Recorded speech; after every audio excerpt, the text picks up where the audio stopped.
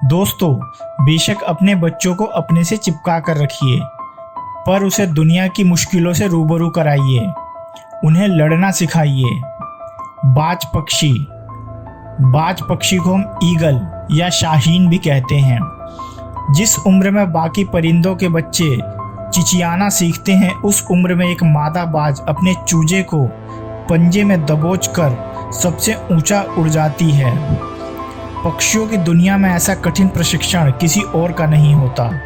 मादा बाज अपने चूजे को लेकर 12 किलोमीटर ऊपर ले जाती है, जितने ऊपर अमूमन हवाई जहाज उड़ा करते हैं, और वह दूरी तय करने में मादा बाज 7 से 9 मिनट का समय लेती है। यहाँ से शुरू होती है उस नन्हे चूजे की कठिन परीक्षा। उसे अब यहाँ बताया जाएगा कि तू किस लिए पैदा हुआ है, तेरी दुनिया क्या है, तेरी ऊंचाइयाँ क्या है, तेरा कद कितना ऊंचा है, और फिर मादा बाज उसे अपने पंजों से छोड़ देती है। धरती की ओर ऊपर से नीचे आते वक्त लगभग कई किलोमीटर तक उस चूजे को आभास ही नहीं होता कि उसके साथ क्या हो रहा है।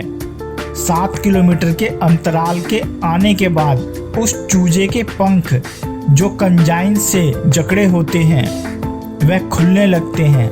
लगभग 9 किलोमीटर आने के बाद उसके पंख पूरे खुल जाते हैं। यह जीवन का पहला दौर होता है जब बाज का बच्चा पंख फड़फड़ाता है। अब धरती से वह लगभग 3000 मीटर दूर है, लेकिन अभी वह उड़ना नहीं सीख पाया है। अब वह धरती के बिल्कुल करीब आता है, जहां से वह देख सकता है उसके स्वामित्व को। अब उसकी दूरी धरती से महज 700 से 800 मीटर होती है, लेकिन उसका पंख अभी इतना मजबूत नहीं हुआ है कि वो उड़ सके। धरती से लगभग 400-500 मीटर दूरी पर उसे अब लगता है कि उसके जीवन की शायद यह अंतिम यात्रा है। फिर अचानक से एक पंजा उसे आकर अपनी गिरफ्त में ले लेता है और अपने पंखों के दरमियान उसे समा लेता है। यह पंजा उसकी माँ का होता है, जो ठीक उसके ऊपर चिपक कर उड़ रही होती है। उसकी यह ट्रेनिंग निरंतर चलती रहती है जब तक कि वह उड़ना नहीं सीख जाता। यह ट्रेनिंग एक कमांडो की तरह होती है। तब जाकर दुनिया को एक बाज मिलता है, जो अपने से 10 गुना अधिक वजनी प्राणी का भी शिकार करता है। दोस्तों, हिंदी में एक कहावत है, बाज के बच्चे मुंडेर पर नहीं उड़ते। बेशक अपने बच्चों को अपने से चिपका कर रखिए, पर उसे दुनिया की मुश्किलों से रूबरू कराइए। उन्हें लड़ना सिखाइए, बिना आवश्यकता के भी संघर्ष करना सिखाइए।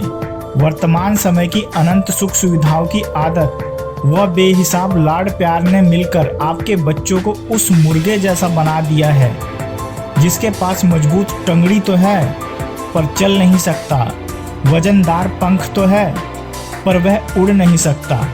मुझे पूरी उम्मीद है कि इस स्टोरी के माध्यम से मैंने अपनी बात आप तक अच्छे से पहुंचाई है, और आप भी इस मोटिवेशनल स्टोरी से बेहतर सीख लेंगे अपने जीवन में।